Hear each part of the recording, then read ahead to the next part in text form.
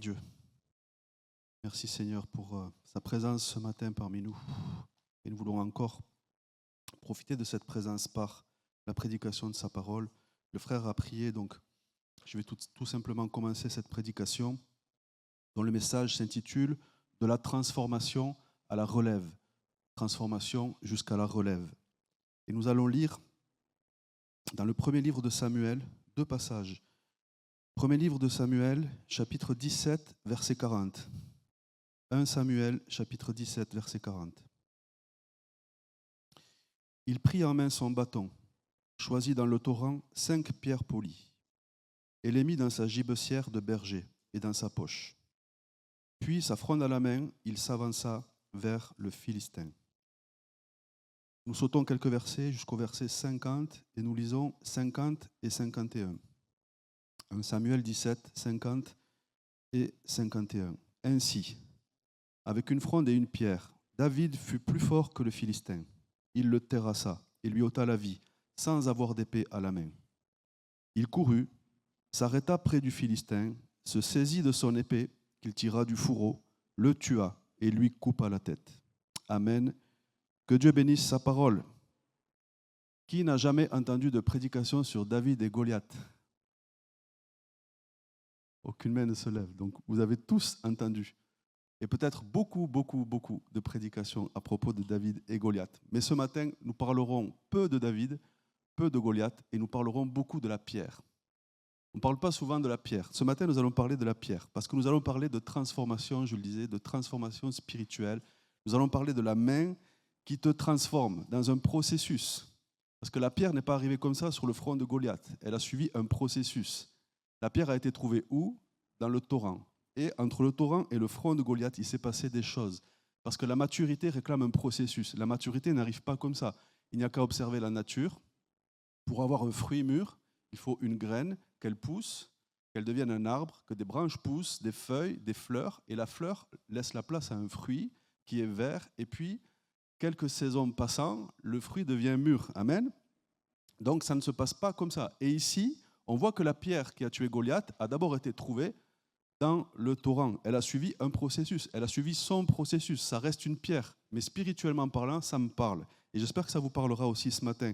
Parce que ce matin, je veux parler non seulement en termes de transformation, mais aussi en termes de relève. Pourquoi? Parce que ça va ensemble. Donc, retenez ces deux choses, processus et relève. Parce que quand on devient mûr spirituellement, on devient comme un père ou une mère spirituelle. Et quand on continue de mûrir spirituellement, on devient comme un grand-père ou une grand-mère spirituelle, et ainsi de suite. C'est pourquoi nous allons lire donc dans la deuxième épître de Paul à Timothée, chapitre 2, verset 2. 2 Timothée, chapitre 2, verset 2.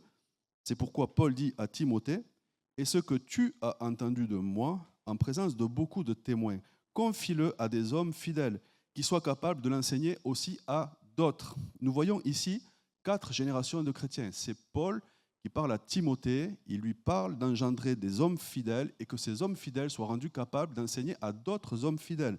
Paul, Timothée, les hommes fidèles et d'autres hommes.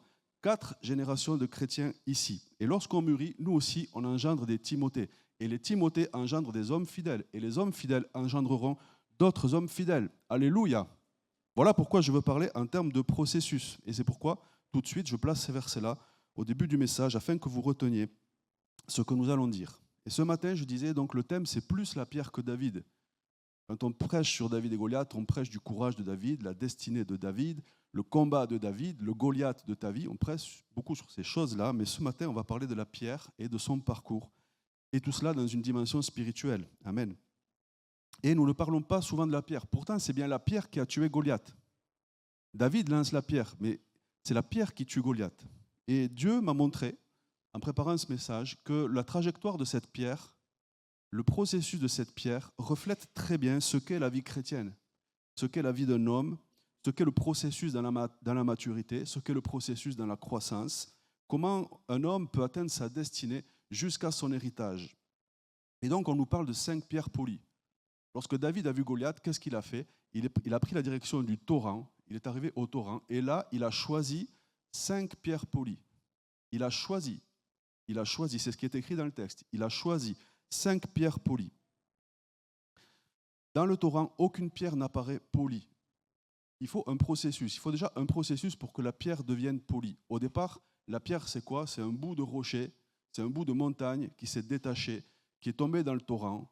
Et le temps passant, le travail du torrent sur la pierre fait qu'un jour, la pierre est polie. Mais les pierres ne naissent pas polies. Au départ, les pierres sont brutes, elles sont rugueuses, elles ont des difformités, elles ont des pics, elles ont des creux. C'est pour ça que la première étape de la pierre, c'est la transformation par le torrent. C'est le polissage. La pierre qui arrive un jour sur le front de Goliath, c'est une pierre qui au départ était une pierre rugueuse et qui a été polie dans le torrent. Amen.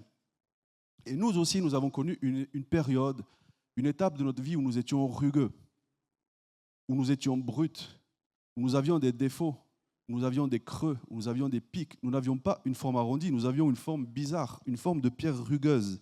Avant de connaître Dieu, nous étions ces pierres brutes, nous étions nous-mêmes ces pierres rugueuses, car aucun de nous n'est né enfant de Dieu.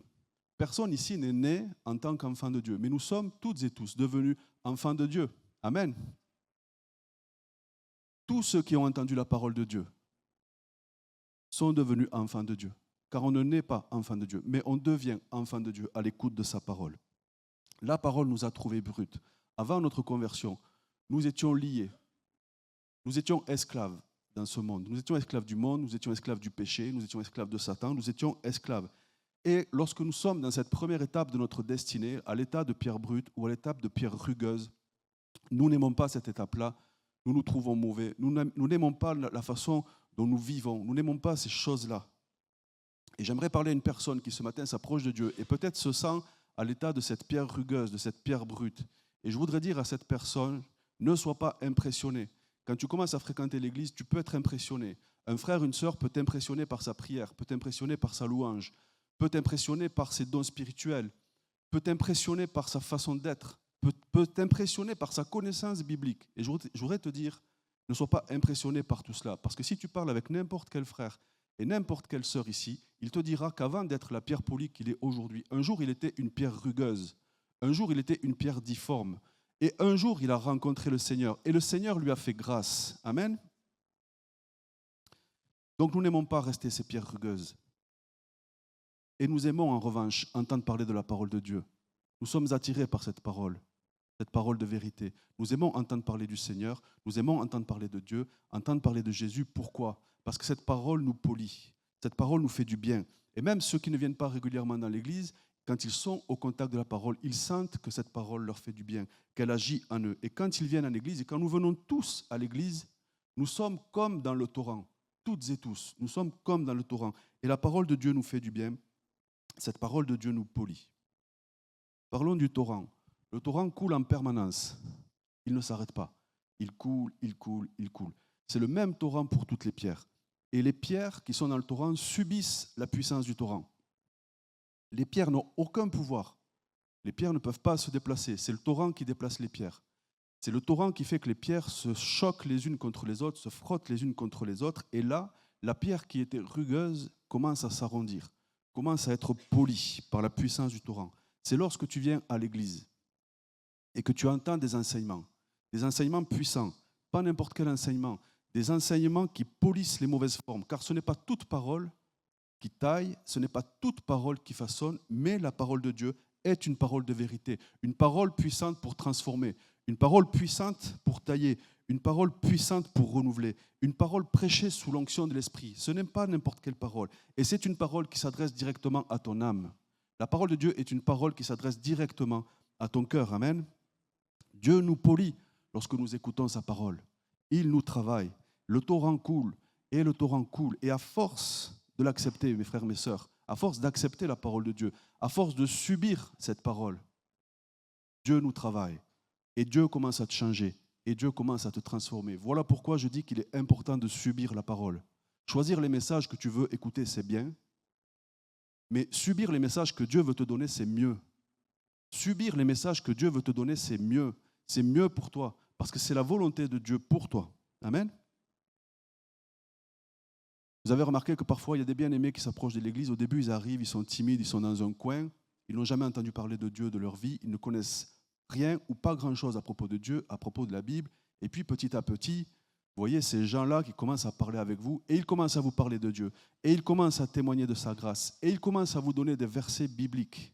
Amen. Ça, c'est l'éducation. C'est l'éducation de la parole de Dieu. Il a l'éducation que les parents nous donnent.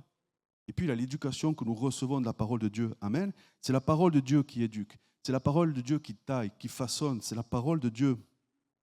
Je ne sais pas si vous avez remarqué, mais quand nous venons à l'église, que ce soit le mardi ou le dimanche, nous recevons tous, nous subissons tous la même parole, le même torrent.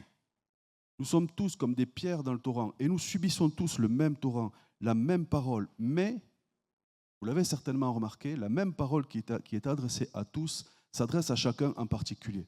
Chacun retiendra une chose particulière du message. Chacun recevra une chose particulière du message. Chacun selon son besoin. Pourtant, c'est le même torrent, c'est la même eau qui coule au même endroit, au même moment, mais en particulier pour chacun. Et c'est pourquoi, mes frères et mes sœurs, en ces temps de la fin, Satan combat les assemblées, Satan combat les églises, Satan combat les chrétiens. Il combat tout cela. Et aujourd'hui, il existe de fausses doctrines qui disent aux chrétiens, restez chez vous, vous êtes bien chez vous, vous avez tout chez vous, vous pouvez avoir des messages chez vous, vous pouvez avoir des louanges chez vous, vous pouvez tout avoir chez vous. Vous pouvez simplement rester à la maison. Voilà ce que disent ces doctrines-là. Et certains chrétiens vont dire, je suis contre les dénominations, je suis contre les organisations, je suis contre les églises, contre ceci, contre cela. Ça existe. Et il y a de plus en plus de chrétiens qui ne vont plus dans les assemblées. Amen. Il y a des chrétiens qui ne vont plus dans les assemblées. Mais qu'est-ce qui se passe quand tu ne vas plus dans l'assemblée? Tu n'es plus dans le torrent. Et tu n'es plus exposé au torrent. Et tu ne subis plus la parole de Dieu. Si j'ai bien lu, David est allé choisir les pierres où? Dans le torrent. David est allé choisir les pierres dans le torrent. Il n'est pas allé dans le village chercher des pierres dans les maisons. David est allé choisir les pierres au torrent. Rester chez soi, ce n'est pas une solution. C'est une maladie spirituelle. C'est un piège du diable. Ces chrétiens-là se suffisent à eux-mêmes.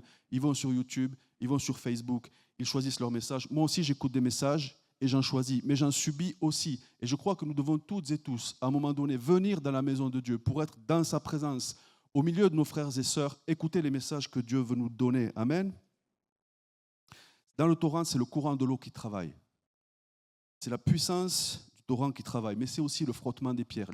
Les pierres se frottent les unes contre les autres. Il y a les petites pierres, et puis il y a des plus grosses pierres, des plus gros rochers. Et donc, le fait aussi de s'entrechoquer comme ça polit les pierres. Et quand tu viens à l'église, tu es au milieu de tes frères et sœurs. Quand tu es dans l'église, tu es au milieu de tes frères et sœurs. Et tu peux recevoir une parole. Quand tu es chez toi, qui va te donner cette parole? Qui va te donner une parole de sagesse? Qui va te donner une parole de connaissance? Qui va te donner une parole de prophétie? Amen. Et quand tu es dans l'église, tu es avec tes frères et sœurs. Et Dieu peut te parler par un frère, par une sœur. Dieu peut te parler par un sourire. Dieu peut te parler par un regard. Dieu peut te parler par une prière. Dieu parle tantôt d'une manière, tantôt d'une autre. Amen. Voilà pourquoi la pierre doit rester dans le torrent. Restons dans le torrent, mes frères, mes sœurs. Et selon le processus de la pierre, un jour, la main de Dieu va te choisir. Il y a une main qui vient. La main de Dieu viendra sur toi, car David, ici, représente Jésus. Il est allé au torrent et il a choisi 5 pierres polies. C'est lorsqu'au-delà de la parole que tu entends, la puissance de Dieu vient sur toi. Et je prie pour que ce soit ton partage ce matin. Je prie pour que ce soit le partage de quelqu'un ce matin. Et je prie pour que la puissance de Dieu puisse venir sur toi ce matin. Amen. La main de David symbolise la puissance de Dieu. Et il faut toujours un équilibre. Il faut toujours un équilibre entre le caractère et la puissance. Le caractère et la puissance. Le torrent façonne le caractère. La main de David représente la puissance. Il faut un équilibre entre ce caractère et la puissance. Car la maturité, c'est l'équilibre entre la parole et la puissance, entre la parole et l'esprit, entre le caractère et les charismes. C'est tout cela. Il faut les deux. Tu étais d'abord une pierre brute. D'abord, tu étais une pierre brute. Puis tu entres dans le torrent. Et dans le torrent, tu reçois une parole qui te fait du bien, une parole qui te polit, une parole qui te transforme. Et ensuite, Dieu te choisit. La main de David vient sur toi, il te choisit. Et à ce moment-là, c'est une puissance. C'est comme le baptême du Saint-Esprit. C'est comme quand tu reçois le baptême du Saint-Esprit. Et là, qu'est-ce qui se passe à ce moment-là? La pierre sent la main qui la touche et la pierre se dit, ça y est, il m'a choisi. Il m'a choisi et il m'a choisi pour m'envoyer sur Goliath. C'est ce que se dit la pierre. Et c'est souvent ce que l'on croit quand on est nouveau converti.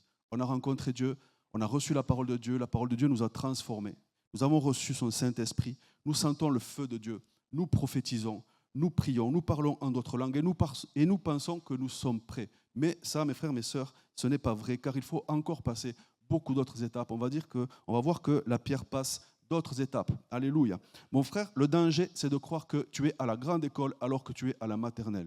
Il faut avoir de la lucidité. Il faut avoir du discernement sur ces choses-là, car il y a tout un processus. Et c'est un processus qui est long. Ce n'est pas parce que tu parles en langue que tu es déjà prêt pour ce que Dieu a prévu pour toi. Amen. Ce n'est pas parce que tu sens l'onction sur toi que tu es capable. Ce n'est pas parce que tu prophétises que tu es capable. Ce n'est pas même parce que tu fais des miracles que tu es capable. Amen. Il y a encore d'autres étapes. L'étape suivante, c'est la gibecière. David choisit les 5 pierres, puis il les met dans sa gibecière. Les pierres quittent l'eau et on va les retrouver, les 5 pierres, dans la gibecière. La gibecière, c'est quoi? Pour ceux qui ne savent pas, la gibecière, c'est une petite pochette en cuir que les bergers mettent autour de leur cou. Et là-dedans, ils rangent leurs outils, ils rangent leurs instruments. Et les 5 pierres sont dans la gibecière. Et là, alors qu'elles sont dans la gibecière, elles vont encore se retrouver les unes avec les autres, mais moins de pierres, moins d'espace, et les pierres vont continuer à se frotter les unes contre les autres. Ce n'est plus l'eau qui frotte les pierres entre elles, mais elles sont dans la gibecière, et les caractères se frottent. Ça, c'est l'étape où tu sers dans l'église. Tu sers dans l'église et tu commences à être en proximité de tes frères et sœurs, et tu apprends à travailler pour Dieu, avec tes frères et tes sœurs. Et là, tu vas faire la connaissance de tes frères et tes sœurs, mais d'une autre façon. Tu vas découvrir tes frères et tes sœurs d'une autre façon, avec un autre œil, avec une autre expérience. C'est une joie, c'est une bénédiction, mais ce sont aussi parfois des moments d'épreuve que Dieu utilise pour nous former.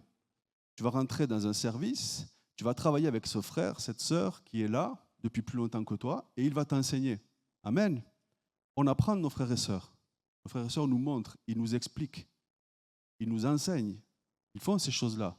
Mais à certains moments, parfois aussi, un frère ou une sœur plus expérimenté que toi va te reprendre. Il va te dire, là non, là c'est pas comme ça, là il ne faut pas faire comme ça. Et ce sont des moments aussi où nous apprenons l'humilité. Amen. Il faut passer par ces étapes-là et apprendre cette humilité. Parce que les autres savent mieux que toi, parce que les autres ont plus d'expérience que toi, plus de vécu.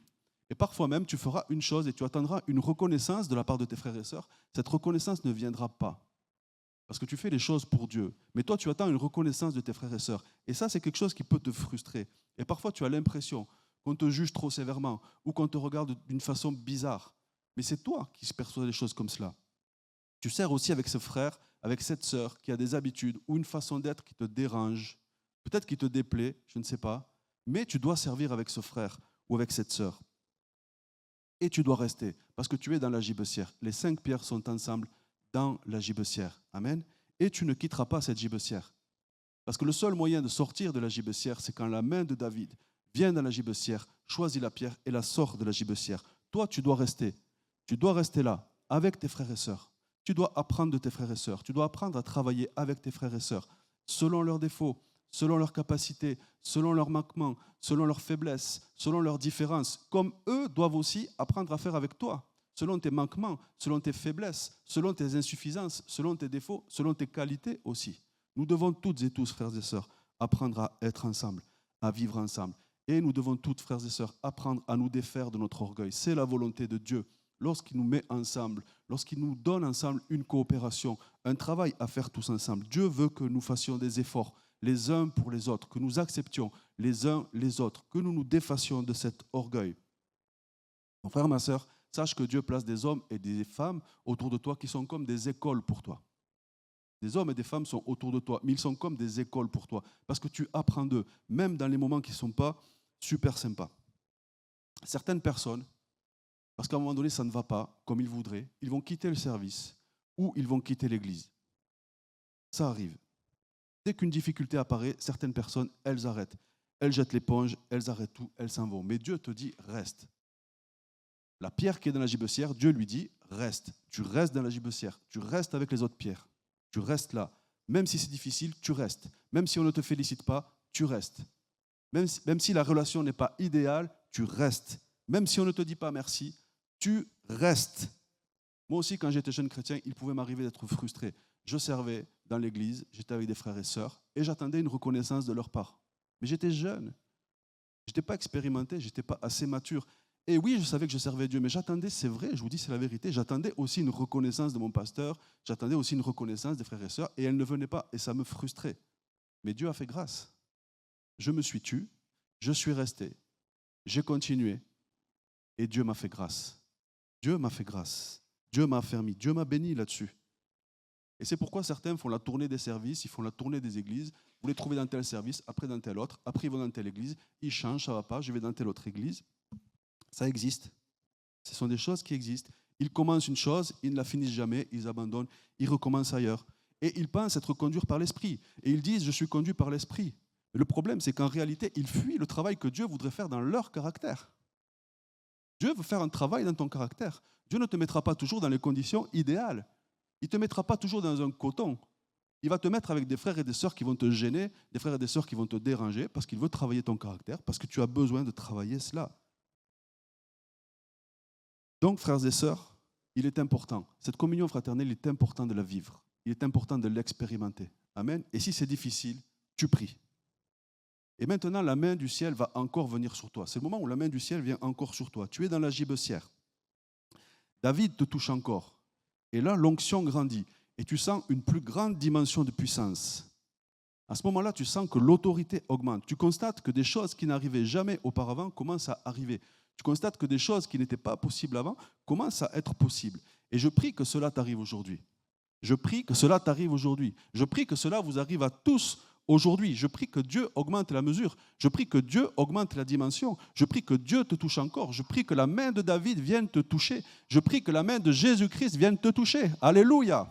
Parce que nous avons plus que David ici. Amen. Nous avons Jésus-Christ. Ici, c'est la main de Jésus-Christ. Alléluia. Donc la main de David vient, elle vient dans la gibecière. Elle va venir prendre une pierre. Et lorsque tu ressens cette nouvelle dimension, tu te dis, ça y est. Ah, je suis choisi dans la gibecière, donc là, c'est mon tour. Il va me jeter sur Goliath. Mais c'est encore un danger, parce que ce n'est pas encore le bon moment. Il y a encore un peu de temps. Mais je dis que c'est un danger parce que souvent, cela peut amener la rébellion. Tu enseignes la parole avec puissance, mais on te dit, va prêcher aux enfants. Toi, tu sais que tu as reçu une onction, et tu compares cette onction que tu as reçue avec la tâche qu'on te donne à faire dans l'église. Et tu te dis, mais je suis sous-utilisé. Je vaux mieux que ça. Donc la pierre sent à nouveau la main de David sur elle. Et elle se dit, ça y est, c'est mon tour. Mais où va-t-elle maintenant? Après la gibecière, où va la pierre? Elle va dans la fronde. Amen. Elle quitte la gibecière. Et avant d'aller sur le front de Goliath, elle va où? Elle va dans la fronde. Amen. C'est-à-dire qu'elle quitte un endroit caché pour aller dans un autre endroit caché. Amen. Donc la gibecière est une étape qui prépare à la fronde. Dans le torrent, il y a beaucoup de pierres. Il y a une multitude de pierres. Dans la gibecière, il y a 5 pierres.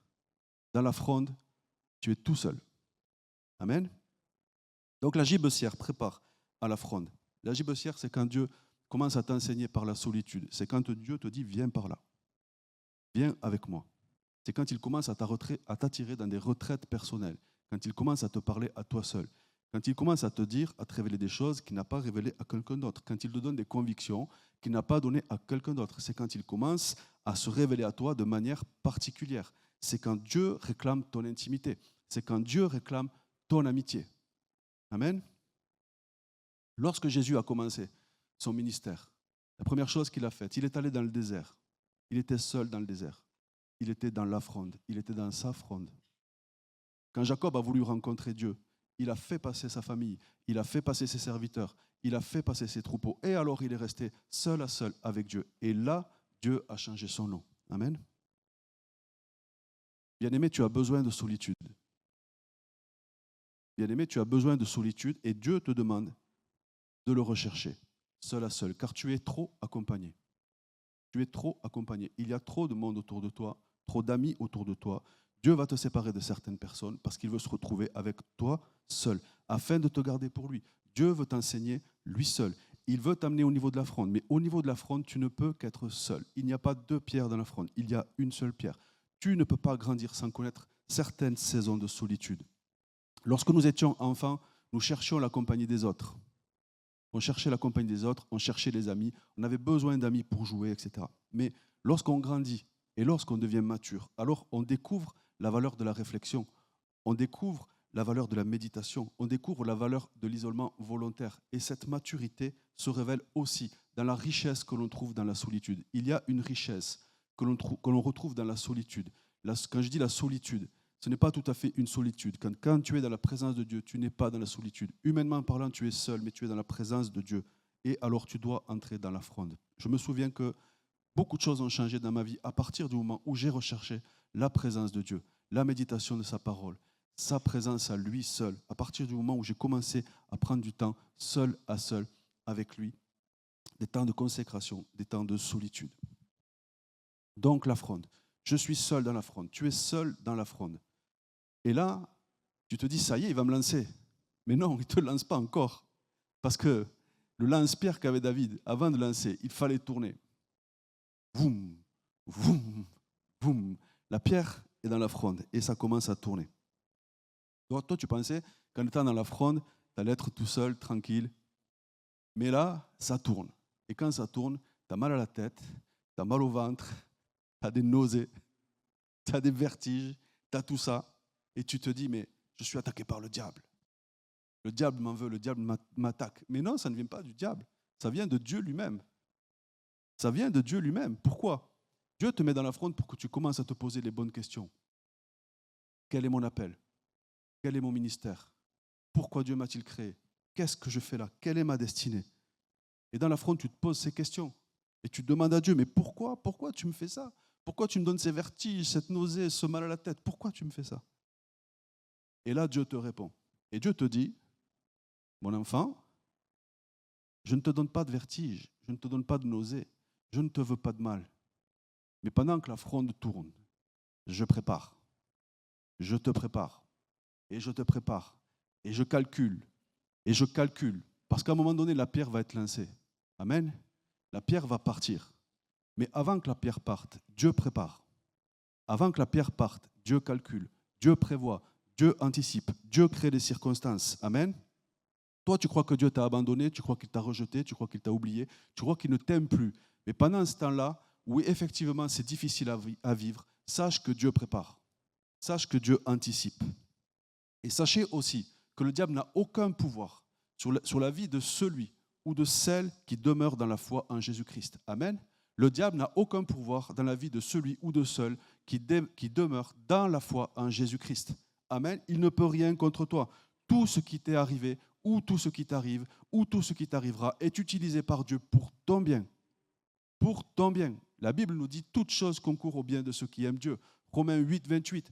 Toute chose concourt au bien de ceux qui aiment Dieu. Alléluia. Pourquoi Dieu calcule-t-il? Pourquoi Dieu prépare-t-il le lancer? Parce qu'une fois que la pierre est partie, c'est fini. On ne rattrape plus la pierre. On ne change plus la trajectoire. Si la pierre n'est pas convenable, si elle n'est pas assez polie, c'est trop tard, tu ne rattrapes pas la pierre pour la changer. Si la trajectoire est un peu trop à droite ou un peu trop à gauche, c'est fini. Tu ne rattrapes plus la trajectoire. Donc il faut bien calculer. Et Dieu calcule très bien. Amen. C'est maintenant, mes frères et mes sœurs, alors que nous sommes toujours dans la fronde, qu'il faut apprendre. Qu'il faut travailler la parole de Dieu. C'est maintenant qu'il faut comprendre cette parole. C'est maintenant qu'il faut recevoir la révélation.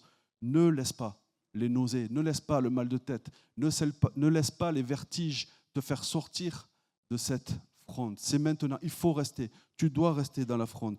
Tu as été dans le torrent, tu as reçu l'onction, tu as été dans la gibecière, tu as été choisi, tu es dans la fronde, tu dois rester dans cette fronde. Écoutez bien, ce n'est pas lorsque nous sommes dans les hauteurs, ce n'est pas lorsque la pierre est dans les hauteurs que Dieu nous forme pour les hauteurs. C'est trop tard. La formation de la pierre, elle a eu lieu dans le torrent. C'est dans le torrent qu'elle a été polie.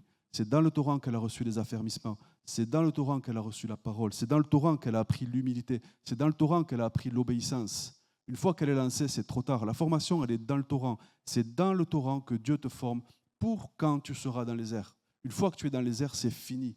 On ne te rattrape plus. La pierre reçoit sa forme polie dans l'eau. Et une fois qu'elle est dans les airs, c'est terminé. Elle ne reçoit plus sa forme polie une fois qu'elle est dans les airs. Et lorsque la pierre est dans les airs, elle comprend Et elle se souvient, et elle se rappelle, et elle se dit, c'est vrai, c'est quand j'étais dans le torrent que j'ai reçu tout ce qu'il me faut aujourd'hui pour faire une bonne trajectoire dans les airs, pour accomplir ma mission alors que je suis dans les airs. Et elle dit merci pour les enseignements. Merci pour les enseignements sur le pardon.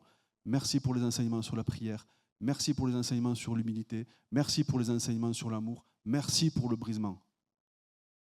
Mes frères, mes sœurs, se souvenir, c'est bon pour l'humilité. Se souvenir, ça entretient l'humilité. Se souvenir ce qu'on a appris, ce que Dieu nous a enseigné, se souvenir du parcours qui a été le nôtre, se souvenir de la main qui a été sur nous durant toute notre vie, ça c'est une chose qui nous fait du bien et qui entretient notre humilité. Et lorsque la pierre sort enfin, là elle découvre un nouveau monde, elle rencontre l'air. C'est quand ton appel et ton ministère apparaissent clairement aux yeux de tous. La tête de Goliath, c'était l'objectif de la pierre.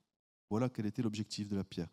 Pour l'atteindre, il faut traverser les airs et il ne faut pas dévier de la trajectoire. Si tu dévies, c'est fini, c'est terminé. Voilà pourquoi Dieu travaille si profondément nos caractères. Parce qu'un jour, alors que tu seras dans les airs, tu vas découvrir un univers nouveau où tu vas rencontrer d'autres difficultés, d'autres puissances spirituelles, où tu vas rencontrer des dominations.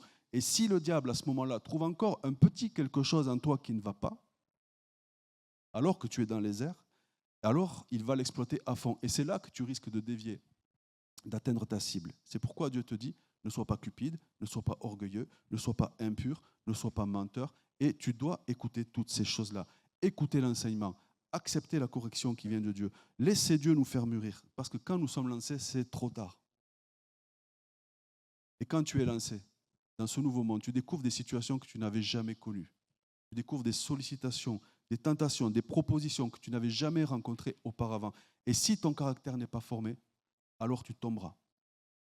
À ce moment-là, si ton cœur n'est pas prêt, tu tomberas. Parce que l'air révèle ce que le torrent a formé. Amen. Et une pierre qui a une mauvaise forme empêche d'avoir une trajectoire stable. Voilà pourquoi il faut une pierre polie, aérodynamique. Elle fend l'air. Et la pierre qui n'a pas cette forme-là, elle a une trajectoire qui est instable et elle risque de ne jamais entrer dans le front de Goliath. La pierre doit avoir une bonne forme pour entrer dans le front de Goliath. Est-ce que tu as cette forme-là? Est-ce que toi, tu as la forme qu'il faut pour entrer dans le front de ton Goliath? Est-ce que tu as le caractère, la maturité nécessaire pour accomplir cet objectif-là dans ta vie? Est-ce que tu es suffisamment poli pour atteindre la cible? Parce que si tu es encore une pierre brute, tu n'entreras pas dans le front. Tu n'entreras pas dans ce front. La pierre polie, c'est la ressemblance avec Jésus. Amen, c'est la pierre angulaire. Voilà ce qu'est la pierre polie. C'est cela qui permet de vaincre le diable.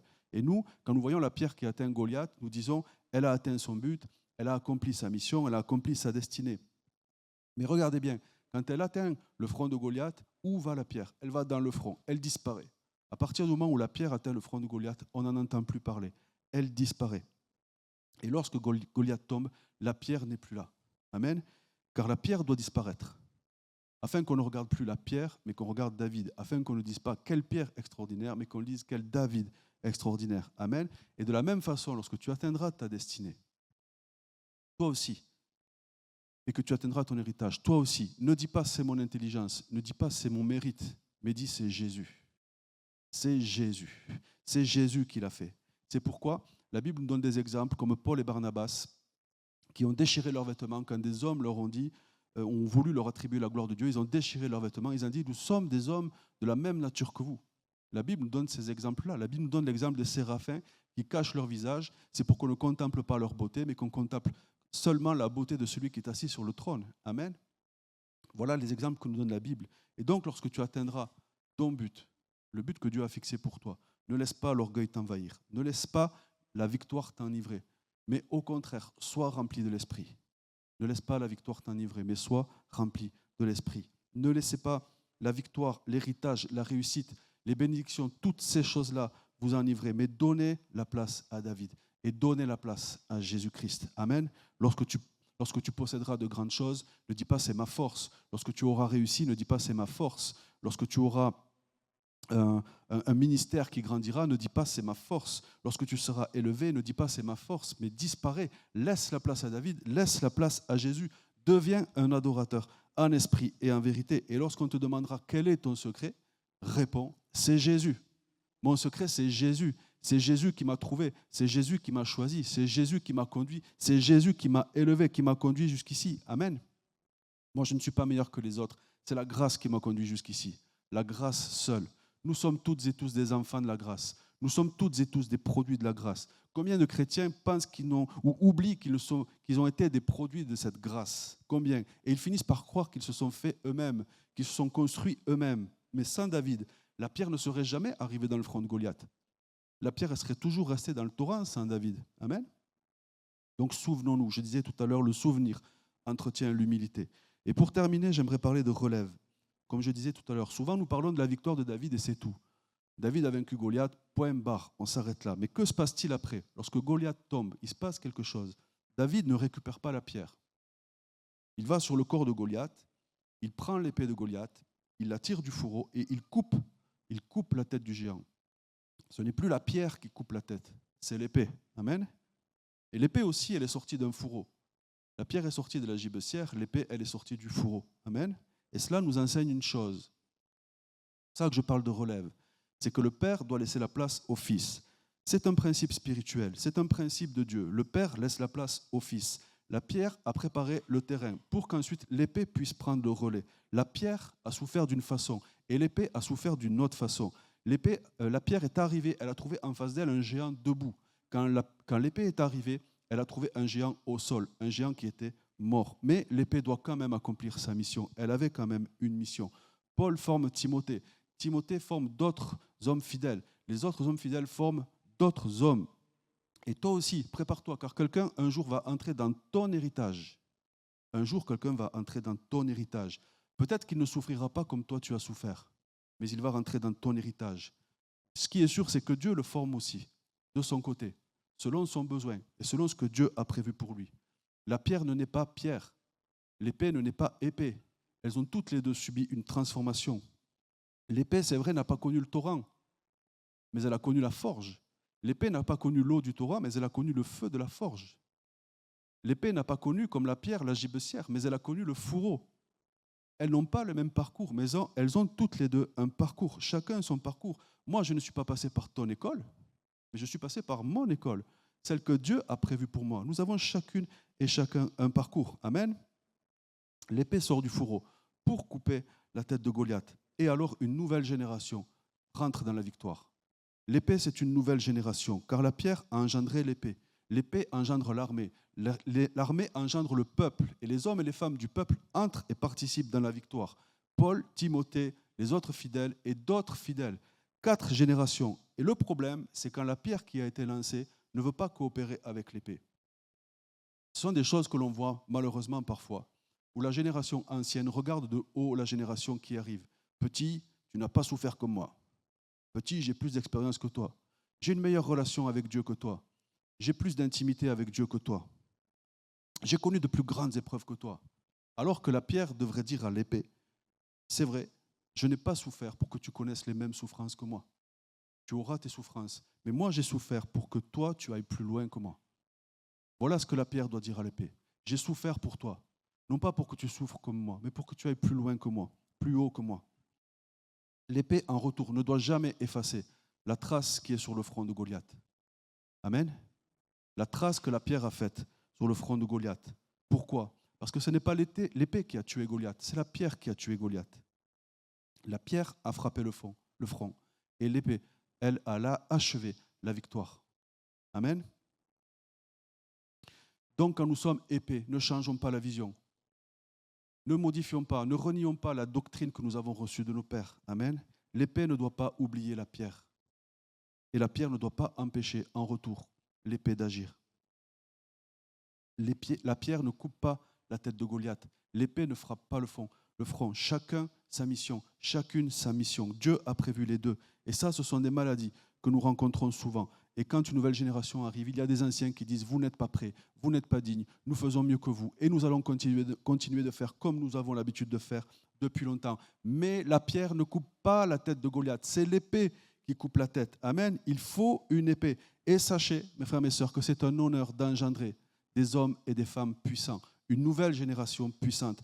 Dieu nous honore quand nous voyons de nos yeux nos enfants spirituels aller plus loin que nous. Dieu nous honore quand nous voyons ces choses-là. Dieu nous honore quand nous voyons une nouvelle génération bénéficier des sacrifices que nous avons faits. Amen. C'est une grâce. C'est vrai dans la vie de tous les jours. Quand on regarde nos enfants, on est content quand nos enfants grandissent, on est content quand nos enfants sont en bonne santé, quand ils font des bonnes études, quand ils réussissent, qu'ils ont des meilleures situations que nous, que ce soit au niveau professionnel, que ce soit au niveau financier, que ce soit au niveau affectif. On veut tout cela pour nos enfants. Amen. C'est tout ce que l'on veut. Pourquoi ce n'est pas vrai au niveau spirituel?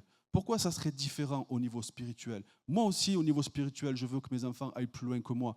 Moi aussi, je veux qu'au niveau spirituel, mes enfants connaissent mieux Dieu que moi. Amen. Un père souffre toujours pour que ses enfants aillent plus loin, que ses enfants fassent mieux que lui.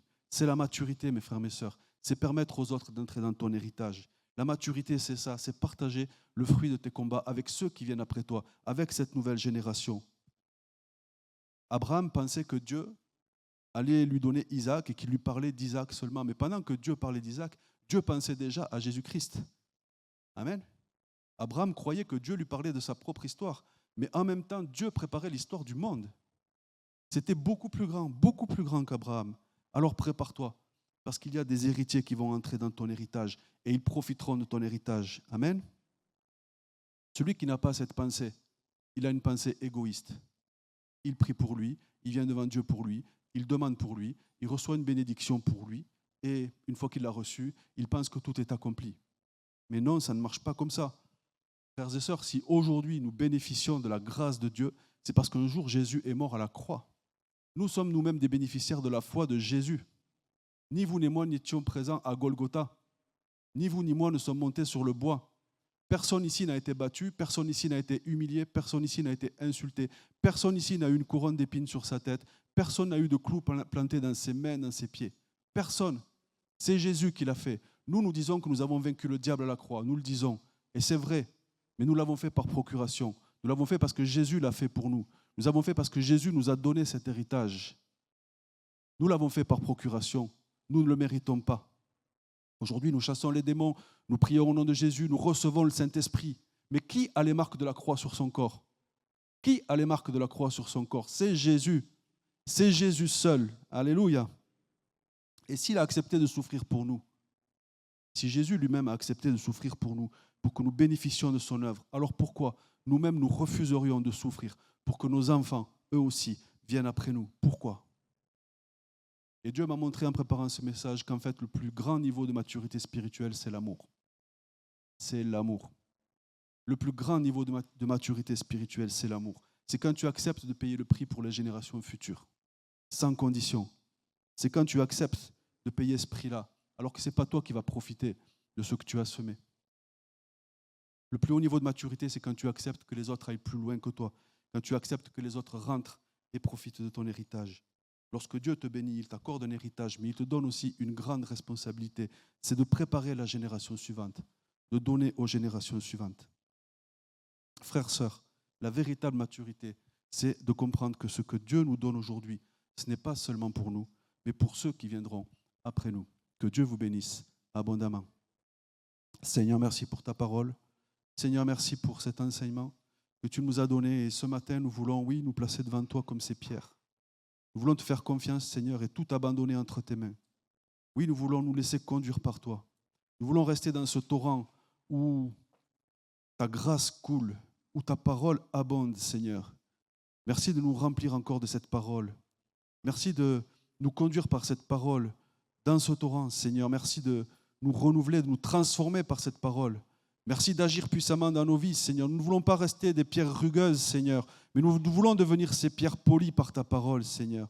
Nous voulons devenir ces pierres éprouvées par ta parole, Seigneur, afin que tu puisses nous choisir, que ta main vienne sur nous, que ta main nous choisisse, que nous puissions entrer dans cette gibecière avec nos frères et nos sœurs, Seigneur, que nous vivions cette expérience de la communion fraternelle, Seigneur. Travailler ensemble pour toi, Seigneur. Il n'y a rien de plus beau. Bénis ton peuple, Seigneur. Bénis ton Église, Seigneur. Que ta main soit sur ton Église, Seigneur. Bénis cette assemblée de Toulouse-Ouest, Seigneur. Remplis nos cœurs de ta présence, Seigneur. Répands ton amour parmi nous, Seigneur. Transforme-nous par cet amour, Seigneur. Et quand tu nous choisiras pour aller dans la fronde, Seigneur, oh, que nous puissions être obéissants, que nous puissions être dociles, que nous puissions nous laisser encore conduire par toi, sans rébellion, Seigneur, pour atteindre l'objectif que tu nous as donné, l'objectif que tu nous as fixé, non pas pour bénéficier nous-mêmes de ces bénédictions, Seigneur, mais pour qu'elles viennent en grâce, pour qu'elles viennent au bénéfice des générations qui arrivent. Oh Seigneur, merci de préparer la génération qui vient, Seigneur. Bénis la jeunesse, bénis les enfants, Seigneur. Bénis-les de ta présence, Seigneur. Que ton Saint-Esprit soit sur eux. Bénis-les abondamment, Seigneur. Conduis-les d'ores et déjà dans le chemin que tu as prévu pour eux. Aplanis le sentier, Seigneur. Bénis-les de ton amour. Bénis-les de ta présence. Merci, Jésus, pour ton Église qui est merveilleuse, Seigneur. Merci pour ta parole qui fait tellement de bien à nos vies, qui nous transforme et nous renouvelle chaque jour. Que ton nom soit béni. Amen.